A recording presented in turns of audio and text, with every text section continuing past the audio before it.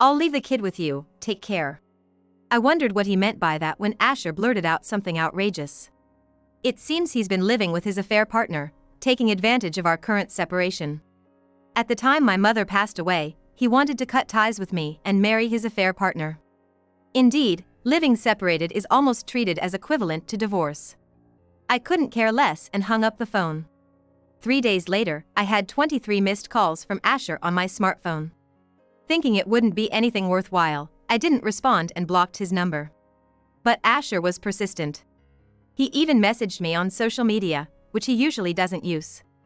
That's when I decided to fight back against Asher. Fine. If that's how you want it, I'll show you hell. Asher, who didn't bother to attend his mother-in-law's funeral and even had an affair planning to elope, deserved no sympathy. I decided to pay him back more than twice for everything he had done to us. My name is Emily. I'm a 46-year-old part-time housewife. My family consists of my husband Asher, a year older than me, and our 16-year-old daughter Mila, a freshman in high school. We live in a small apartment in a rural area. We got married when I was 23, but found out I was infertile. After 5 years of fertility treatment, we were finally blessed with our long-awaited daughter. However, I struggled with the new parenting responsibilities. Gradually losing my mental space, I quit my job at the time and became a housewife temporarily. In today's society, whenever Mila got sick, her mother, was called to accompany her to the hospital. This was what led me to quit my job. It wasn't that I hated caring for Mila, but after being indirectly asked to resign by my boss, I couldn't take it and ran away. Eventually, staying at home all the time seemed depressing, so I started earning a bit by working part-time. Neither Asher nor I could forget the hardship of 5 years of fertility treatment, and we settled on just having Mila as our only child, not wanting more. I noticed Asher's strange behavior around the time Mila was in her later years of elementary school. Mila was a good student, and I desperately wanted her to take the private middle school entrance exams. Mila was positive about the idea too, and we visited open campuses together to decide which school was best. Asher earned enough to support us, even if I was a full-time housewife. For Mila's education funds, I planned to use my savings from before marriage and untouched earnings from my part-time job if necessary. However, Asher was adamantly against it, refusing to allow Mila's exams. What's the point of middle school exams? Just send her to a regular middle school. That's enough for Mila. Aren't those exams for daughters of company presidents or something? No matter how much I tried to persuade him, Asher stubbornly refused to agree.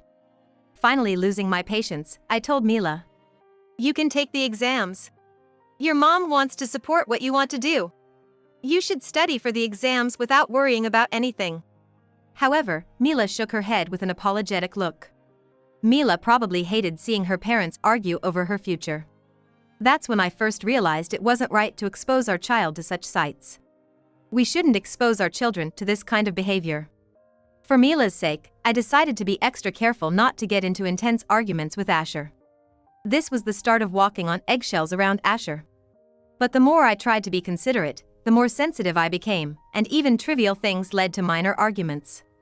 "You know, I've been meaning to say this for a while, but isn't this stew a bit too salty? I've always hated this kind of seasoning." Asher suddenly confessed that he had never liked my cooking. It seemed like the argument we had about the exams had unleashed all restraints. From then on, he didn't seem to care about my feelings at all, bluntly criticizing everything. Whether it was his dislike for Worcestershire sauce, or how he had always hated the tomatoes I put in his lunchbox, he nagged about it during meals, making me feel quite bad. So, I reluctantly stopped adding tomatoes for color and also omitted carrots after he said he didn't like them. Then he complained, "Your lunches lack color and are so unappetizing that I don't want them anymore," and threw them away. I had had enough of his constant complaints, so I finally snapped. "Then eat out if you're going to complain so much. I won't make your lunch ever again." And from that moment, I stopped making Asher's lunches altogether. Then came the next turning point. It was when Mila, attending a public middle school, was about to enter high school. Mila had joined an archery club outside of school, which she had wanted to do, and achieved the honor of participating in a national competition. She was also good at studying and playing the piano, which I had her learn as a hobby. She always looked forward to her weekly piano lessons. Mila was a girl who could handle anything gracefully. serving as the vice president of the student council at school because of her serious personality. Though we had given up on middle school exams to avoid causing Mila stress, this time I wanted to support her in attending the high school of her choice. When I asked about her future path, she named a famous private high school in the city. I wasn't sure whether to say it, but I really want to go here. It's also a prestigious school for archery, and I'm going to work hard, Mila said, and I wholeheartedly agreed. Mila had always put herself last, being considerate of her father Asher. She would decline offers for books or clothes she wanted, saying it's okay, and looked guilty even when receiving them as birthday gifts. As a mother, it filled me with a sense of helplessness to see my child like this. That's why I wanted to make her dream come true when she bravely spoke up. We have my savings and the education insurance, so it'll be okay, I encouraged Mila. But I had to inform Asher, and as expected, he flatly refused when I conveyed Mila's choice. A private high school in the city? That's not feasible from here. That means she'd have to stay in a dorm or an apartment by herself. I won't allow it. It's a waste of money, he said. I was outraged by his words. To call the educational expenses for our only daughter a waste. I couldn't hold back and retorted. You opposed middle school exams too, but why do you always say such things? Isn't it Mila's only life, and shouldn't we let her do what she wants? But Asher seemed completely unmoved. After a deliberately loud sigh, he shouted, No way. Private schools and living alone as a high school student are just a waste of money. If she's not going to a local public high school, I won't support you two financially anymore. That's when I snapped, Fine.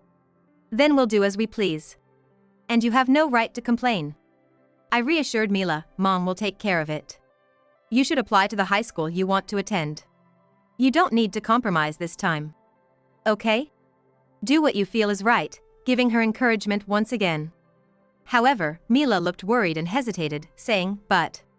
Yet, after I reassured her with it'll be okay multiple times, Mila seemed to have made up her mind.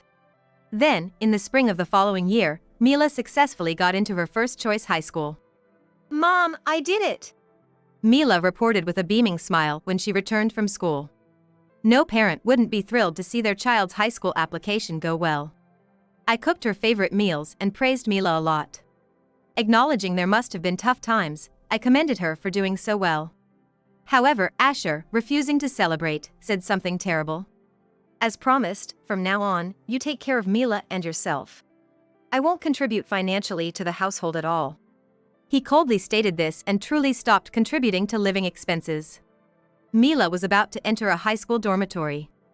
As for me, I was about to start a new job at a hospital office, with the prospect of being hired full-time, so I wasn't worried about finances. Asher's actions didn't bother me anymore. Several months have passed since Mila started her new life in high school. She's adjusted well, which was a relief to hear. I've just started a new job myself, working almost full-time hours as a newcomer, but I'll be promoted to a permanent position soon. Work is challenging, but I'm gradually learning with support from my colleagues and even started studying for a qualification. Life without Asher is much easier. Though Asher and I haven't divorced yet, he's moved out to another apartment. And we've been separated for a few months. After getting used to the new life without Asher, I realized I could manage on my own and plan to proceed with the divorce as soon as I'm ready. I'm sure Asher doesn't want to continue this separation either. Wanting to end this separation in some way, I went to get a divorce form. But then, I received devastating news. My mother back home had passed away. When my father informed me, I was completely shattered. My mother had always been frail, with a history of frequent hospital admissions since I was young. I remembered how my father and I would pray together for my mother's surgery to be successful every time. I knew my mother had been battling cancer for the past year and understood that she didn't have long left. Still, accepting the news of my dear mother's journey's end wasn't immediate. My father, having lost my mother after many years together, was visibly disheartened and had a somber expression. He appeared to lack the energy to serve as the chief mourner, to say the least. So, I offered to take on the role myself. Being an only child, there seemed to be no one else suitable for the task. My father weakly smiled at my offer, expressing his gratitude in a fading voice, that helps a lot. Despite the separation, Asher and I hadn't officially divorced, and neither my father nor anyone else had been informed about our situation. It seemed appropriate to have Asher attend the funeral. I quickly opened my smartphone, informed him about my mother, and sent the funeral details via text. But, unsurprisingly, there was no reply. On the day of the funeral, Asher was nowhere to be seen, and Mila, who had come home for the occasion, muttered the worst under her breath. Even my father, previously drained of energy, was furious at being disrespected by his son-in-law. Though I had many thoughts about Asher, now wasn't the time for them. Both of you. I feel the same way. But are we going to send her off with such scary faces? Mom always said a smile is best, I reminded them. My words seemed to bring back memories of my mother laughing and saying just that. We managed to regain our composure and properly send off my mother. That night, I got a call back from Asher, who blurted out something completely out of touch with the situation. The kid is your responsibility now, take care. What was he talking about in such a time? As I remained silent, puzzled, Asher, unasked, began to talk at length. To put it simply, I was thinking of eloping with her. She's younger and cuter than you. It seems he was using our current separation to live with his affair partner and wanted to cut ties with me to marry her, especially now that my mother had passed away. Indeed, separation is treated almost like divorce. But to me, that no longer mattered. Oh, is that so? Then do as you please, I said, and hung up. 3 days later, I had 23 missed calls from Asher on my smartphone. Believing it wouldn't be anything of substance, I decided not to respond and blocked his number. Perhaps realizing I wasn't going to answer, he sent apologies via social media next. I sighed and embraced a certain resolution. Fine. If that's how you want it, I'll show you hell. Not only did he skip my mother-in-law's funeral, but he also chose that moment to declare he was leaving me and Mila. Furthermore, there's no need for sympathy for Asher, who is planning to elope after having an affair. I had decided to pay him back more than double for everything he had done to us. I quickly sent a message saying, let's meet tomorrow. The next day, I was waiting for Asher at the cafe we had agreed to meet at. A few minutes later, Asher arrived in a hurry, his face pale and clearly agitated.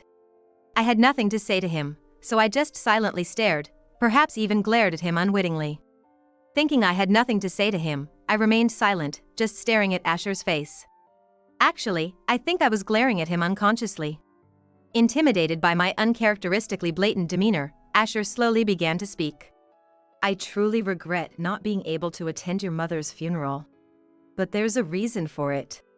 I'm a bit shaken, to say the least. The timing was just bad. As he explained, it turned out that a family member of his had fallen ill yesterday, currently in a critical condition. Surgery could save them, but without it, the outlook was grim. So what? If surgery is the only option, just go through with it. How does that relate to this at all? Asher, grimacing in pain, responded. It's a complex surgery that regular hospitals can't perform. It's going to cost a lot, and insurance won't cover it. According to Asher, it required advanced medical treatment that would all have to be paid out of pocket. The family decided to pool money, and Asher had to contribute about $10,000. I was astonished. How could he spout such blatant nonsense so easily? It's not my mother-in-law or father-in-law, but some relative I've never even met, right? I coldly snapped back, and Asher turned red with anger. Don't be so cold. You, having lost your mother-in-law, should understand how I feel, right? I understood, but it was entirely a different issue. First off, the timing of your relative's illness right when my mother passed away is suspicious. And, is it really a disease that requires advanced medical treatment? What's the diagnosis? How much will the surgery cost in total? As I pressed him with my questions, Asher stumbled over his words and fell silent. My family was well-known landowners locally, and I was aware of the substantial savings in the millions.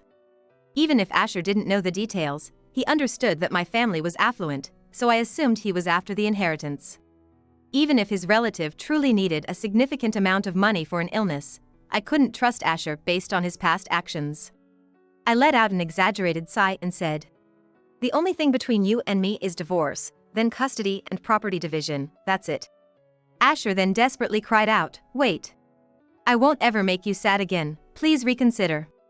His face twisted, clearly trying to figure out how to turn the situation around. I firmly stated again, "I have no hope for a future with you. If you feel any remorse towards me, please agree to the divorce. Saying that, I stood up, paid only for my coffee, and left the place. That night, Asher had the audacity to show up at our house. Hey! I know you're there! Open the door! When Asher moved out to start our separation, he said he'd never return and left his keys, so it was natural he couldn't get in. However, at that moment, I was in the bathroom and didn't notice his arrival. Instead, Mila dealt with him, and when I sensed something was amiss and went to the entrance, I saw both of them. Mila had been staying with us since the funeral, given it was her summer break. What I saw was Asher sitting down and Mila standing over him like a guardian deity. What's happening? Asher, what are you doing here? I asked. Asher looked up, pleading for forgiveness. Please!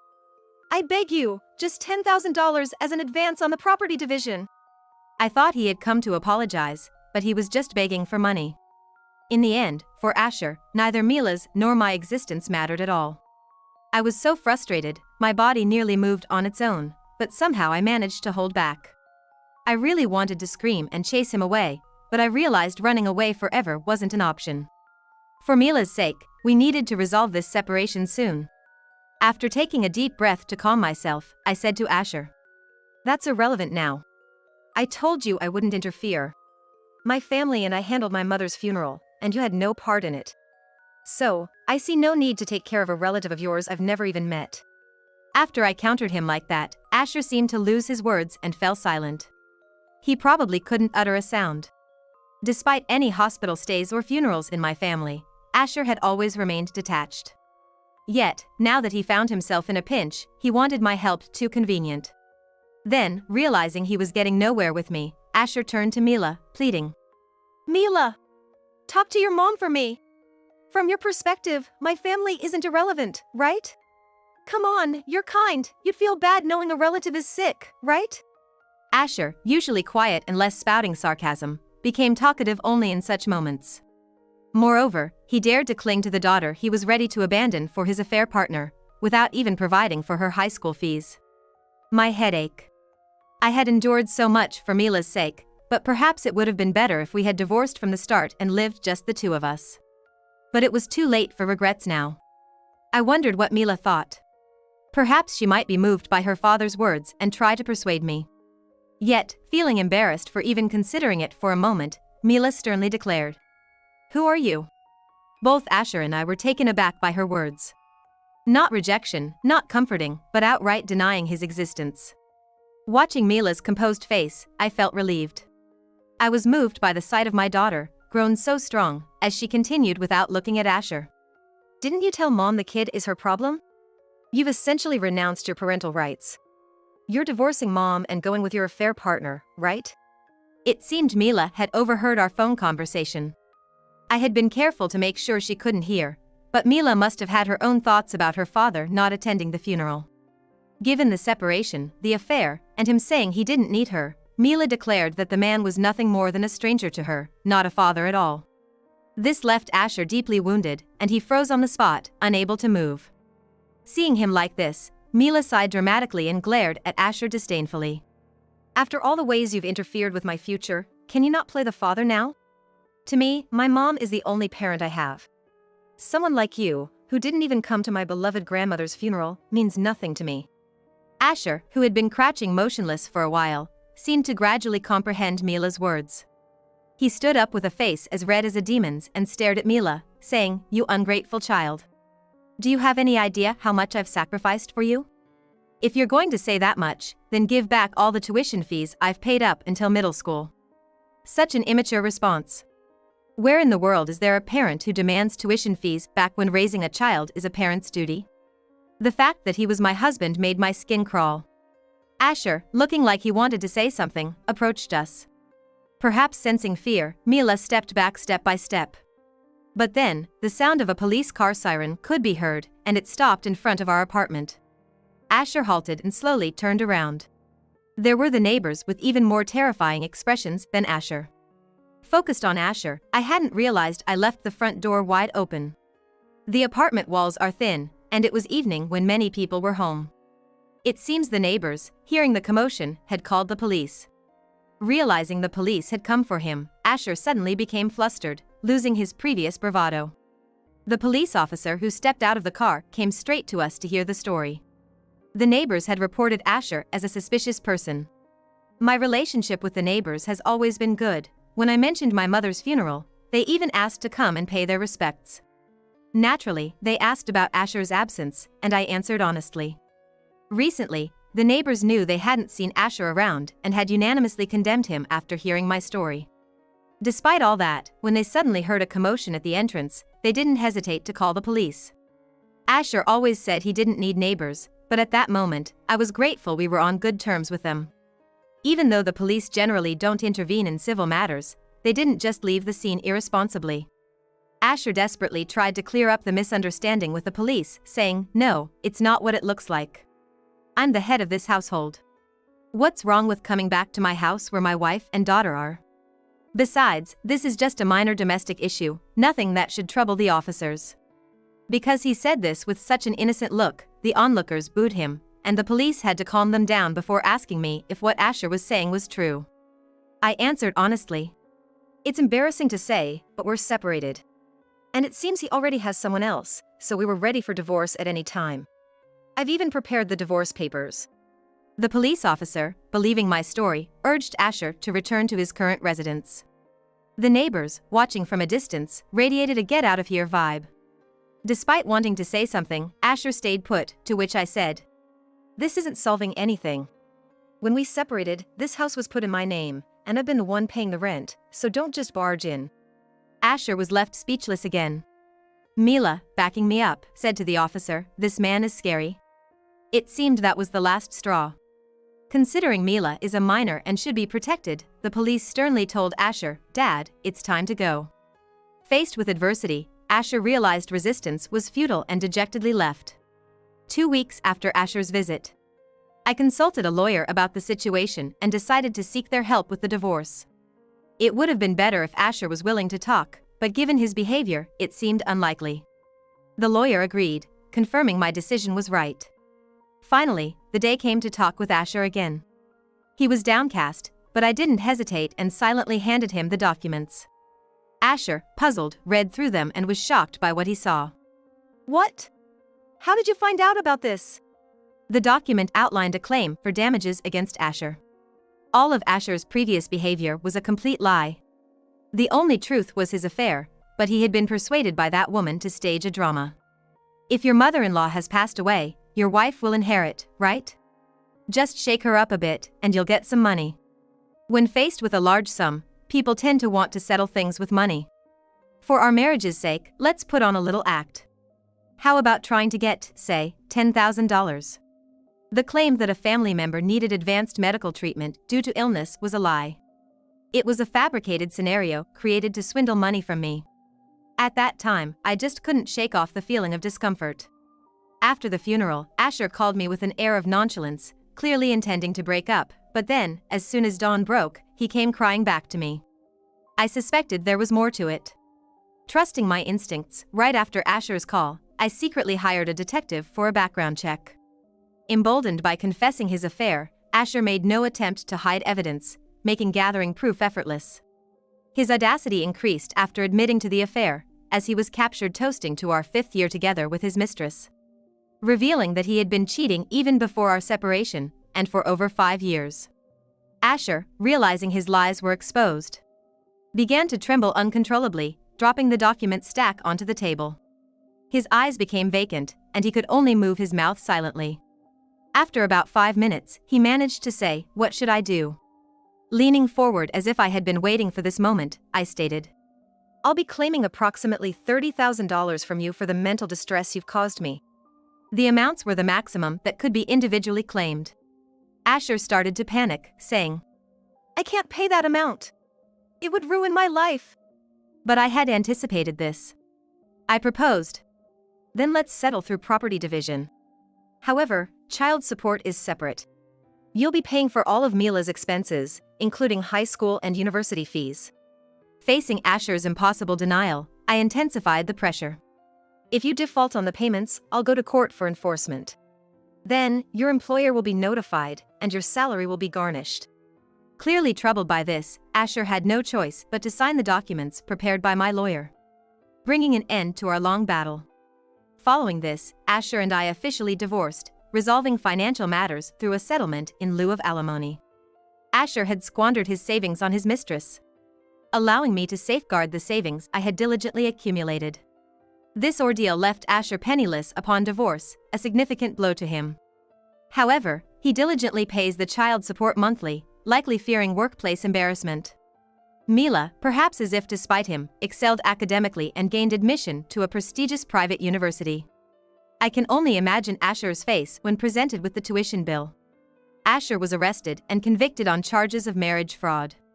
It seems he had deceived others too, hinting at marriage to multiple victims. Asher lost everything: family, money, his girlfriend, and even his home and social relationships. If Asher had known that a single thrill-seeking adventure outside his marriage would lead to such despair, he probably wouldn't have done it. He just lacked that foresight. Now, he's reduced to a lonely life, merely shuttling between work and home, paying child support monthly. Apparently, his colleagues and neighbors, informed through local gossip, view him with disdain. Underestimating rural networks was his downfall. A lesson Asher learned the hard way. I returned to my family home, living a peaceful life supporting my father. One day, as Mila's college graduation approached, she introduced her boyfriend, a seemingly kind and pleasant young man. My father, moved to tears by the prospect of his granddaughter's marriage, and I finally felt a weight lifted off my shoulders. Months later, as Mila, dressed in a pristine white gown, was about to walk down the aisle, she turned to me with tears in her eyes and said, "Mom, thank you for raising me. I promise I'll be happy." Being able to attend my beloved daughter Mila's wedding filled me with emotion. Having parted ways with a terrible husband and witnessing Mila in her wedding dress was all I needed to feel fulfilled. I resolved to cherish every minute and second of the rest of my life.